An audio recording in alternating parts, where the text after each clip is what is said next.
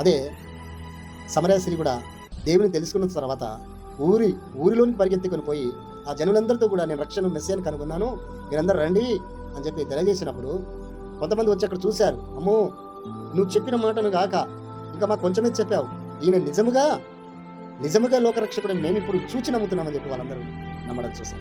మనసులో మాట కావాలి. దేవుని గురించి నువ్వేమనుకుంటున్నావు? సమస్యలో బాధలో ఉన్నప్పుడు నువ్వు ఎలా ప్రవర్తిస్తున్నావు?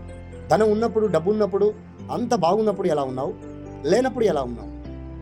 యోబు భక్తుడు కూడా జ్ఞాపకం చేసుకున్నట్లే, యోబుకు అన్నీ ఉన్నప్పుడు ఒక రకంగా ఉన్నాడు, దేవునికి లోబడే ఉన్నాడు.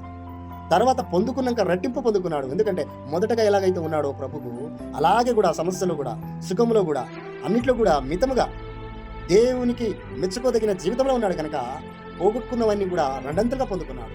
అంటే మనసులో మాట. దేవుని గురించి నువ్వేమనుకుంటున్నావు? ఎలా ప్రవర్తిస్తున్నావు? నువ్వు మారిపోయే వ్యక్తివా, లేక ఖండితనంగా ఏది వచ్చినా నిలబడే వ్యక్తివా?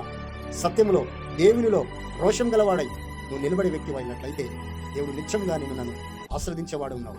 నువ్వు భయపడకు, నిజదేవుడితో నువ్వు సాహసం చేస్తున్నావు కనుక నీ మనసులో మాట దేవునికి మెచ్చుకోదగినదిగా ఉండినట్లయితే నిత్యంగా నువ్వు గొప్పవాడి కాబోతున్నావు. Praise the lord.